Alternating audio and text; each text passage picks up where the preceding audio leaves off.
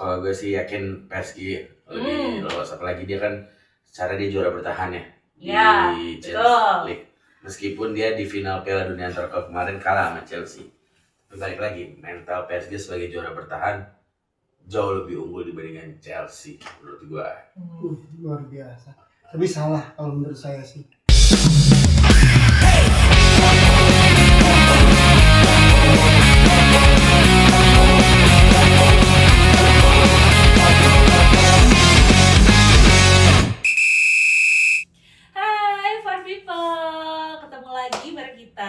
The Replay tentunya sama gue Dean, dan gue bareng sama dua kawan gue pecinta sepak bola. Ada Bro Entoy dan Bro Petra. Nah, kita bertiga tentunya hari ini akan membahas sepak bola ya. Pastinya. Dan di episode kali ini kita akan membahas yang lagi panas nih. Apa itu? Drawing. Ya, drawing dari Liga Champions kemarin yang babak 16 besar ya. Di babak 16 besar yang pertemukan ada dua bagan, kiri dan kanan. Tapi nanti kita akan bahasnya ya. Jangan lupa apa? Ayo. Oh ya, jangan lupa untuk klik tombol subscribe serta like dan share ke teman-teman kalian yang pecinta bola agar channel VAR Media bisa berkembang lagi. Serta follow juga akun kita di IG dan TikTok di @VARmedia26, dan yang mau endorse atau kerjasama boleh langsung DM ya. Terima kasih VAR People. Jadi VAR People jangan lupa subscribe dan juga harus follow IG kita dan juga TikTok kita di @VARmedia26. Nah, kemarin sudah drawing dari hasil 16 besar ya, Liga Champions, dan menghasilkan drawing yang paling benar-benar berbeda dari drawing sebelumnya. Ada dua bagan ya? Iya, ada dua bagan di 16 besar ini yang ada final sebelum final ya. Final bagian ya. Iya benar, di bagian sebelah kiri dan juga sebelah kanan. Bayangin aja di bagian sebelah kiri itu bisa kita lihat kan hasilnya, total besar semua di sana. Beda banget sama di bagian sebelah kanan kan. Gitu, di sebelah kiri salah satunya juga mempertemukan antara Real Madrid, raja dari Liga Champions, ketemu dengan Manchester City. Nah, duel dari dua tim besar Eropa ini sering banget ketemu di Liga Champions, dan pastinya ini ya kayaknya nggak masuk akal sih settingan nggak sih ini? Bisa jadi buat meramaikan. Iya, buat meramaikan, kita ketemu terus ya antara Madrid dan juga Manchester City. Nah, belum sampai di situ juga, PSG juga kan ketemu lagi sama Chelsea. Nah, ini mungkin bisa kita bilang sebagai mungkin ada salah satunya misi balas dendam ya. Iya, di Piala Dunia antar klub yang ini pastinya juga nggak masuk akal juga. Dan di bagian lain nih kita lihat juga VAR People ada diam-diam nih kayaknya ngerasa happy nih, salah satunya ini nih The Gunners ya. Barcelona dan juga Arsenal justru mendapatkan jalur yang bisa kita bilang jalur yang agak aman ya, agak aman, agak mudah gitu kan. Berbeda di bagian sebelah kiri, tentunya pasti di sini fans ini banyak yang bertanya-tanya, ini sebenarnya keberuntungan atau malah menjadi kayak dukungan semesta? Iya nggak sih? Diuntungkan banget ini sebelah kanan ya, Barcelona dan juga Arsenal. Nah, kalau gitu langsung aja kita akan ngebahas dari drawing Liga Champions ini. Bro Petra juga Brontoy yang paling mengejutkan ini, salah satunya juga Liga Italia nih. Liga Italia seperti yang pakai Brontoy. Ini yang dulunya ini ditakuti, sekarang cuma menyisakan ada satu wakil aja ya. Iya, Atlanta ya. Di Liga Champions cuma Atlanta aja yang posisinya aja di liganya mereka hanya peringkat 7, ya kan. Oke, baiklah langsung aja di episode kali ini kita akan bahas kupas tuntas kira-kira siapa yang paling diuntungkan dan siapa yang paling apes di 16 besar ini, dan siapa kandidat juara Liga Champions tahun ini setelah drawing neraka keluar di 16 besar ini. Langsung aja kita bahasnya satu persatu. Bro Petra dan juga Bro Entoy, kita kan udah ngeliat ya hasil dari drawing Liga Champions, dan di sini kan gue juga mikir sebenarnya dari hasil drawing ini ada bisa dibilang ya final sebelum final atau bisa dibilang juga ini masuk ke semifinal, karena biasanya kita ngeliat duel itu kan menuju semifinal atau di final, tapi di babak 16 besar ini justru kita lihat ada 2 big match sekaligus, ya kan? Gue mulai dari awal dulu nih yang udah panas udah diomongin dari lama ya.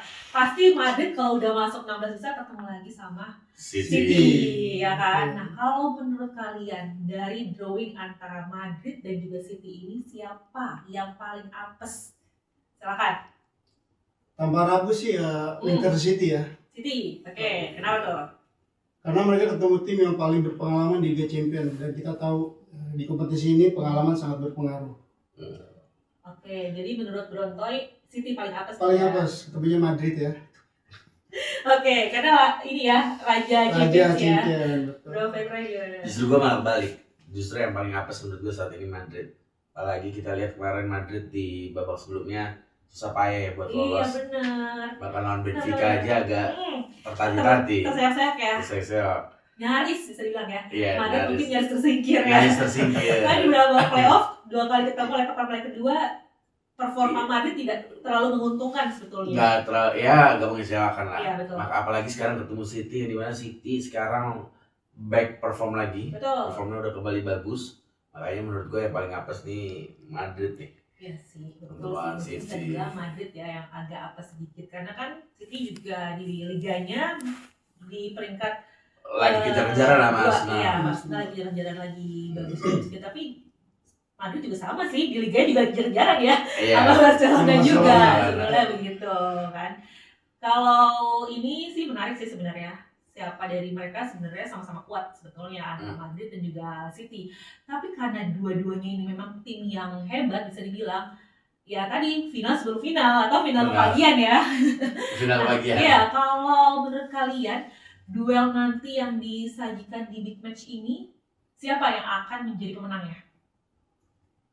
Ini akan menjadi duel mental ya.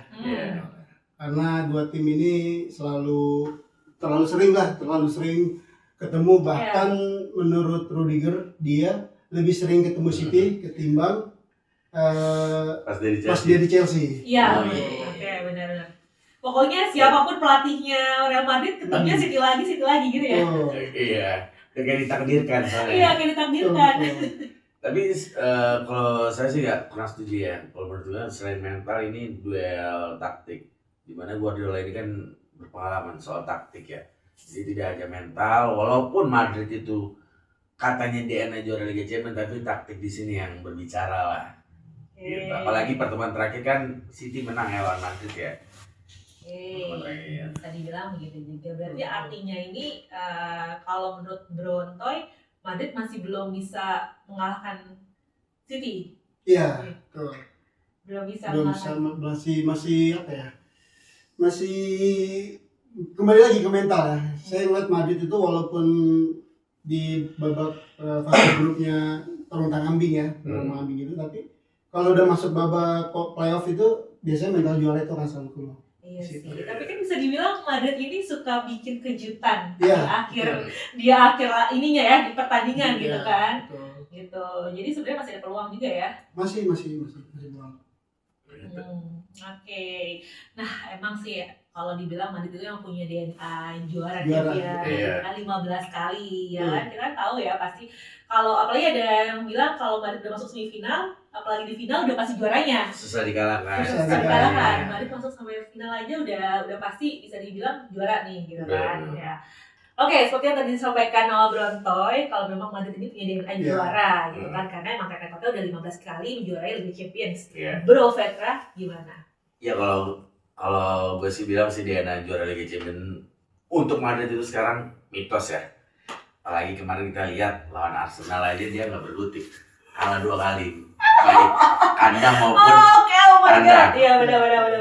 Apalagi lawan City maksudnya yang lebih sering di Liga Champions dibandingkan Arsenal. Makanya kalau pendukung Real Madrid bilang DNA itu udahlah nggak usah bahas sejarah gitu loh. Kita ngomong faktanya aja, sekarang Madrid nggak sejago dulu gitu loh. Ya, makanya secara taktik City itu menang lah.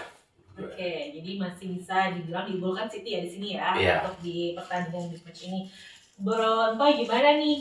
Madridnya dibilang nggak cuma mitos doang nih. Ya kembali aja DNA cukup itu aja sih. DNA. Ya, 15 Liga Champions Champions, 15 membuktikan ya. membuktikan. 15 Champions membuktikan bahwa Membuktikan. Real Madrid memang juara Betul. Liga Champions. Soalnya kalau ngebahas Arsenal tadi memang pernah mengalahkan Betul. Tapi nggak juara. Tapi kan belum pernah juara, itu aja. Betul. Oke, sekarang kita pindah nih, kita bahas big match yang lainnya juga selain Madrid dan juga City. Ini ada PSG dan juga Chelsea ya, dua yang dimana PSG ini ingin mungkin membalas dendam ya nggak sih di final piala antar klub, karena ya di pertandingan tersebut Chelsea ini menang ya 3-0 dan kira-kira menurut kalian PSG Chelsea ini gimana? Siapa yang akan lolos? Kalau gue sih yakin PSG lebih lolos, apalagi dia kan secara dia juara bertahan ya di Champions League. Meskipun dia di final Piala Dunia antar klub kemarin kalah sama Chelsea. Tapi balik lagi, mental PSG sebagai juara bertahan jauh lebih unggul dibandingkan Chelsea menurut gue. Luar biasa. Tapi salah kalau menurut saya sih. Salah di Liverpool. Oh iya, salah di Liverpool. Benar. Ya, berarti tidak mungkin lah. Justru Chelsea lebih berpeluang ya.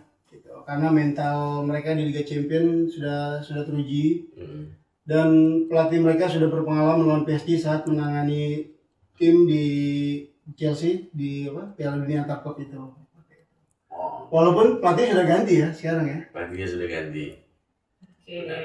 Jadi gimana Bro? Setuju sama yang disampaikan oleh Bro Antoy? Kalau gue masih berpendirian PSG akan menang di laga ini. PSG akan menang. Berarti Chelsea kira-kira Ya. akan mempersiapkan apa untuk melawan PSG? Yang saya takuti sih kejadian yang di final Liga antar klub itu ya.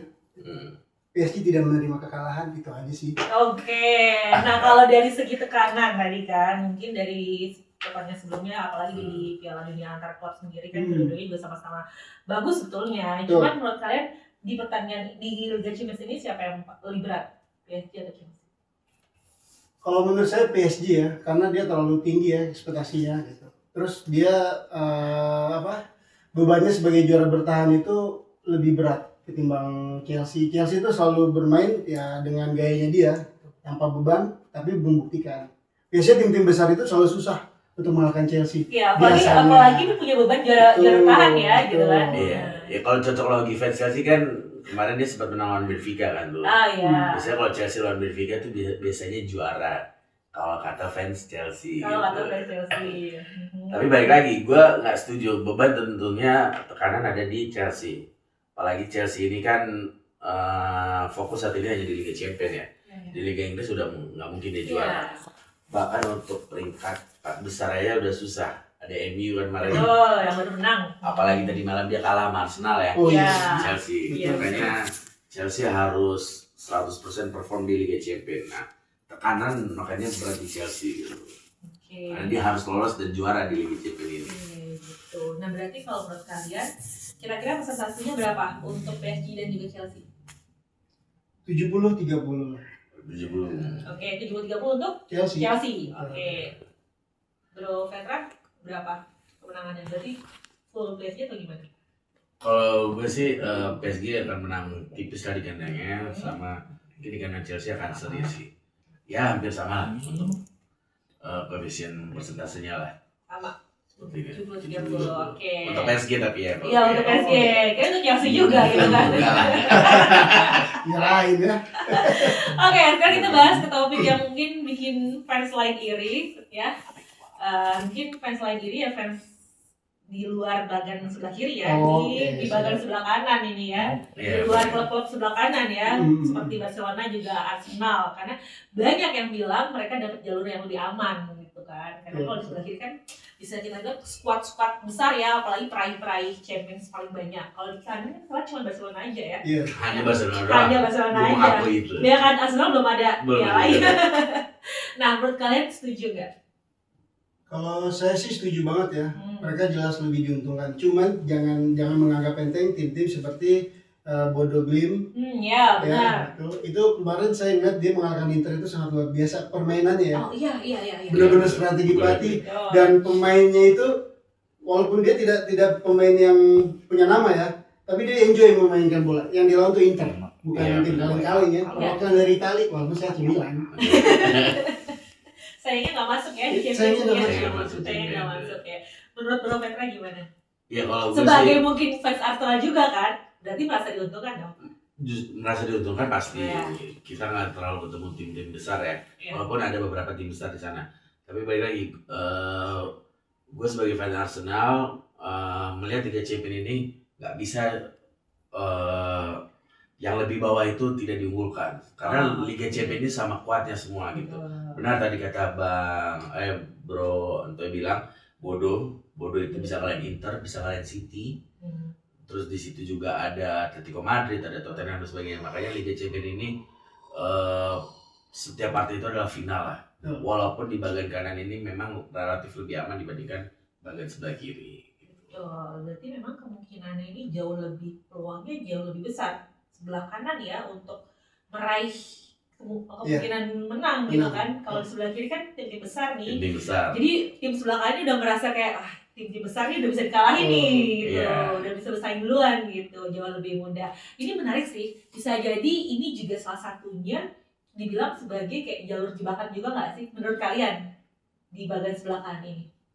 Ya, kalau menurut gue sih betul ini karena tekanan akan jalur yang lebih aman ini lebih berat gitu. Semua netizen atau supporter kan pasti akan bilang kalau apa yang nggak lolos kan patut dipertanyakan. Iya, kebangetan ya, karena kan udah mudah. Iya, udah mudah kok masih nggak lolos gitu. Ya. Kalau gue sih berharap sebenarnya Arsenal itu di bagian sebelah kiri gitu. Karena dengan dia melawan tim yang lebih jago atau tim besar, juga ya. mentalnya lebih kebentuk gitu. Iya. Tapi yakin menang. Kalau di mana nih bagian kanan? Bagian kanan sih sebenarnya gue yakin menang, tapi gue nggak mau juara. Belum tentu di bagian kiri bisa juga menang ya. Betul. Iya, betul. Sepak bola bukan matematika. Iya, dibilang di bagian kanan bisa jadi juara, tapi di bagian kiri belum tentu bisa menang gitu kan. Belum tentu, karena semua masih sama aja kan, namanya juga bola. Namanya juga sepak bola, benar. Berontak gimana kalau berontak bilang? Ya, 100% sih. 100% pasti sih ya. Dan bakal jadi berita di mana-mana gitu. Karena haters dari dua klub ini lumayan banyak ya.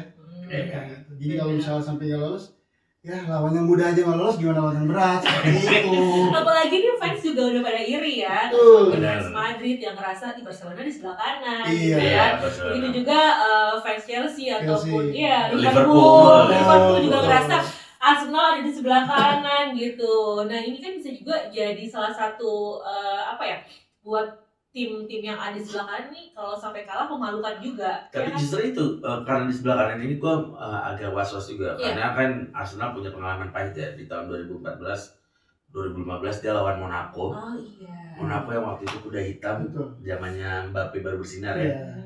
Ternyata di atas kertas Arsenal diunggulkan, tapi faktanya Arsenal kalah. Iya benar. Karena kalau salah agregat gol. Makanya walaupun di bagian kanan ini Arsenal harus tetap fokus sih menurut gue.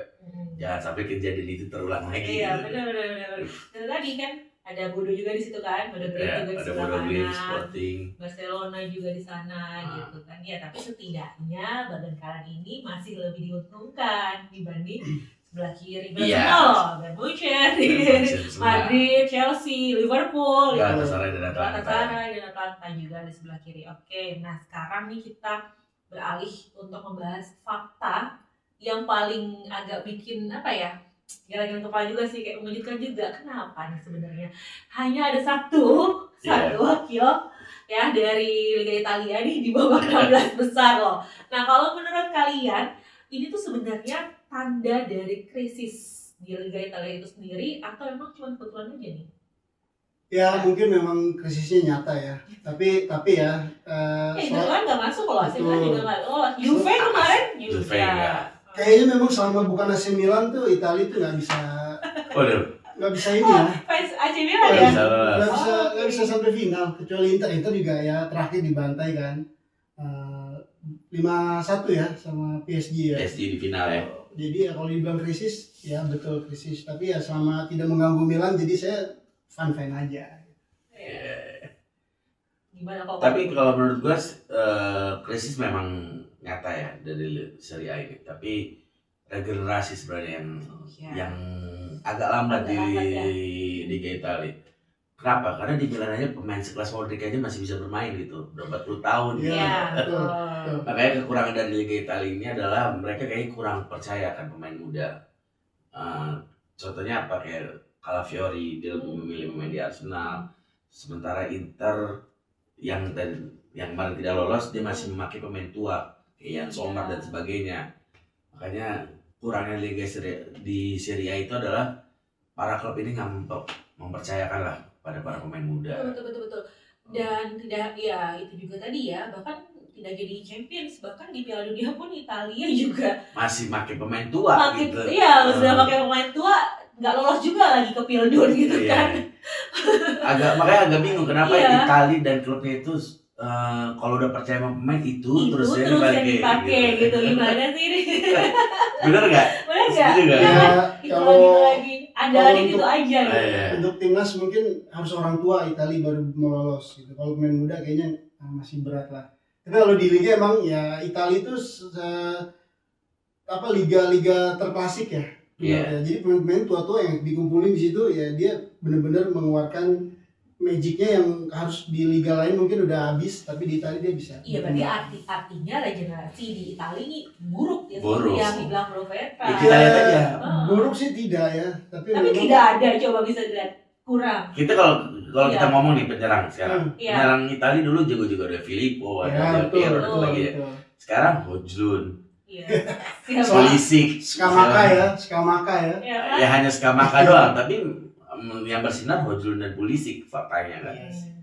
Gitu. Di Inter Lautaro malah kan. Iya. Gimana bro? Iya. Tapi itu karena. Gimana nih sebagai pemain Serie A? Ya memang kalau regenerasinya dibilang lambat, ya lambat. Tapi memang banyak kayak di Inter tuh banyak kayak Bastoni dan Fretasi ya. Ya mungkin penyerangnya ada Pio Esposito lah ya. Ya betul. Tapi ya memang ya karena di Liga Champions ini tim-timnya dia tidak berkembang, jadi otomatis pemainnya itu kurang pengalaman gitu. Karena Liga Champions itu sangat pengaruh loh buat pengalaman, buat mental mereka di tim nasional. Iya betul. Contohnya Real Madrid, Barcelona ke tim nasional itu sangat pengaruh. Iya. Betul. Berarti harus lebih ini lagi, berkembang lagi Serie A ini. Apa kekurangan dana juga di klub. Nah mungkin bisa jadi kalah saing gitu kan. Yang saya pernah tahu ya, kalau nggak salah itu pajak di Italia itu besar loh. Jadi pemain-pemain top itu enggan untuk berlama-lama di Italia. Iya, enggan kalau duitnya ada, tapi faktanya kan klub Italia sekarang udah jarang nih beli pemain mahal nih, gue lihat di sini. Sekarang terakhir Juve ya beli Ronaldo lah ya. Iya. Tim Italia yang punya stadion Juventus doang. Iya. Punya Pemda. Berarti memang nih agak susah bersaing dari segi dana ya. Dari segi dana kan itu penting banget ya, apalagi untuk bersaing di Liga Champions itu sendiri. Sayang banget sebetulnya kan, karena Italia sendiri kan dibilang AC Milan aja sukses di Liga Champions ya. Meskipun sudah puasa gelar cukup lama ya. Dan suksesnya juga harus orang tua juga yang main. Iya. Jadi orang tua kan sukanya bahas sejarah, makanya yang dibahas itu. Gak ada lain. Iya. Balas dong, Arsenal punya nggak? Arsenal nggak punya sejarah loh di Champions. Dia punya sejarah satu dia. Apa? Tak terkalahkan di Liga. Oh iya, satu lagi bisa mengalahkan Madrid kemarin. Itu aja. Sejarahnya Arsenal ya. Itu kebanggaan sendiri. Oke, nah kalau ngomong masih di Liga Italia, nah Atalanta ini salah satunya wakil Italia di Liga Champions. Artinya kalau nanti Atalanta ini tersingkir, itu bisa menjadi pukulan telak juga dong. Tidak ada lagi wakil dari Liga Italia di Champions. Pastinya, dan itu pasti akan berpengaruh lagi ke Liga Italianya sendiri. Dan takutnya jatah untuk Liga Champions-nya dari kan berdasarkan koefisien ya. Takutnya semakin berkurang gitu. Kurangi ya. Semakin berkurang kan balik lagi ke pemasukan Liga Italia. Karena Liga Champions ini kan besar ya pendapatannya ya. Kalau mereka nggak ikut Champions kan banyak dana yang inilah yang tidak terserap lah. Kasian lagi ke Liga Italia kalau sampai Atalanta tidak bisa lolos ke babak berikutnya. Tapi memang susah lawannya biar Munchen. Iya. Tapi biasanya Munchen selalu terjegal sama tim Italia biasanya.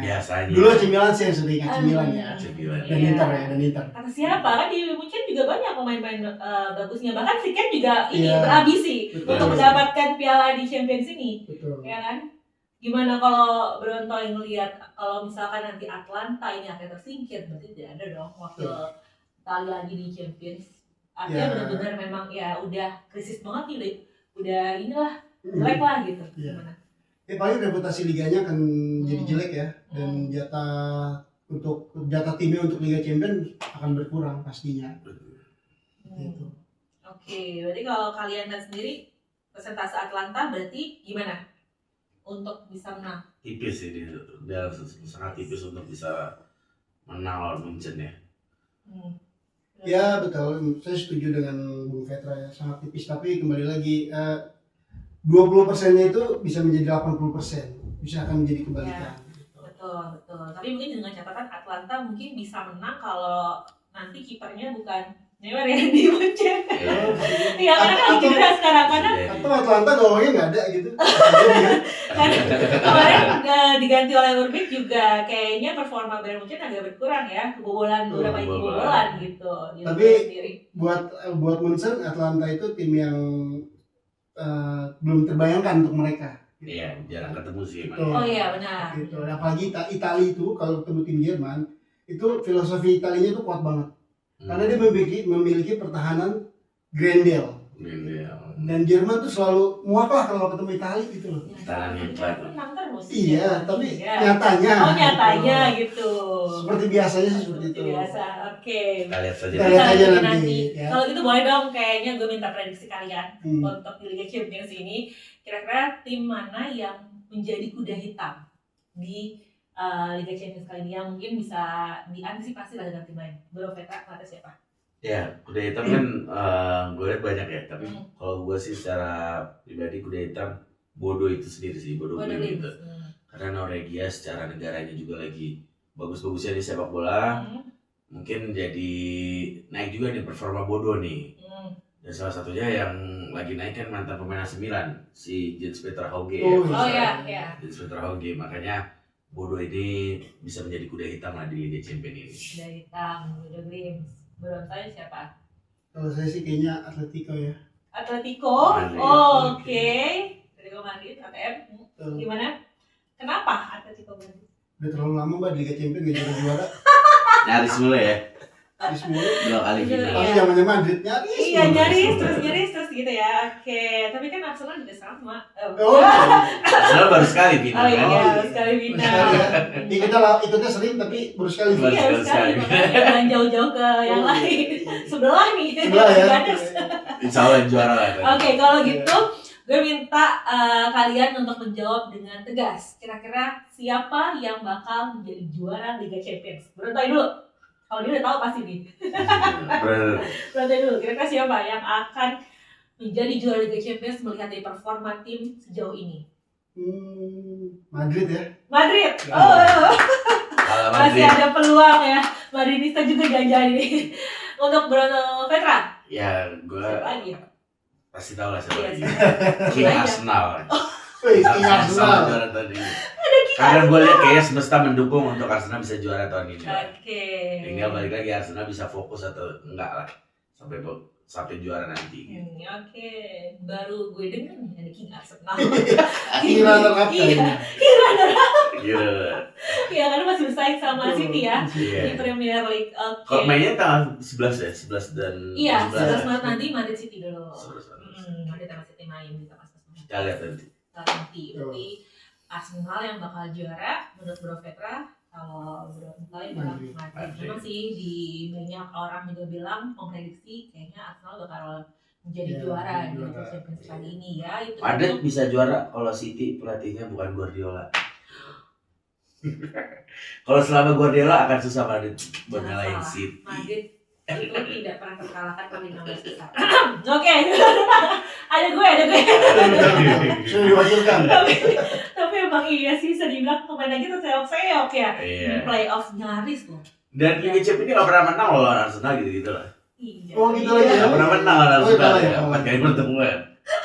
Udahlah, kita lihat lagi nanti siapa yang bakal jadi juara di Liga Champions kali ini kan. Yeah. Ya walaupun belum juara, tapi kan puasa gelarnya nggak terlalu lama ya, gitu kan. Nah, bagi Madrid. Saya ngomong sih. 15. Oke, baik ya Pak People. Memang kalau kita tarik lagi satu kesimpulan dari drawing kali ini, ya Liga Champions kali ini di musim ini bukan soal siapa yang paling kuat, tapi siapa yang mungkin yang paling siap untuk menderita, ya kan? Karena di babak 16 besar saja kita sudah melihat raksasa yang nanti pasti akan tumbang. Di sebelah kiri kita lagi sebelah kiri nanti head to head dari dua tim besar big match itu pasti akan tersaji di laga sebelah kiri, dan memang tidak ada jalan mudah ya di Liga Champions itu sendiri, dan tidak ada tempat tersembunyi.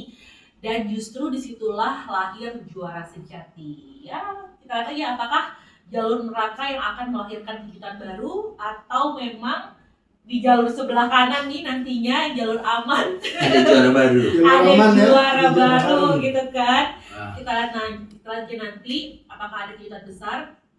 Dan pastinya kita juga minta pendapat kalian, menurut kalian siapa ya kira-kira yang akan juara langsung komen aja di 2026 kali ini, langsung aja komen di bawah ya kan, pasti kita nantikan aja nanti. Dan buat kalian Far People, jangan cuma nonton doang, gue ingetin lagi untuk subscribe juga dan like postingan kita kali ini, konten kita kali ini. Siapa lagi, ada juga kalian mau tambahin lagi?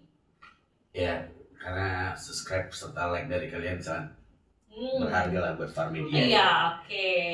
Terus ada tambahan juga, mungkin yang mau ini ya, endorse gitu. Ya, endorse juga boleh. Langsung DM aja Instagram sama TikTok kami ya. Iya. Di @farmedia26. Komentar juga langsung di komentar kali ini. Oke, ada tambahan lagi buat Liga Champions kali ini, Bro Petra? Cukup? Belum tahu? Cukup. Ya, tetap dia Arsenal dan Madrid. Halo Madrid. Oke. Oke, Far People, kalau gitu kita bertiga pamit undur diri dulu ya. Sampai ketemu lagi di episode berikutnya, dan kita pastinya akan masih membahas sepak bola baik dari dalam negeri maupun dari luar negeri. Kalau gitu gue Dea, Toy, Petra, kita bertiga pamit undur diri. Far Media, replay the moment.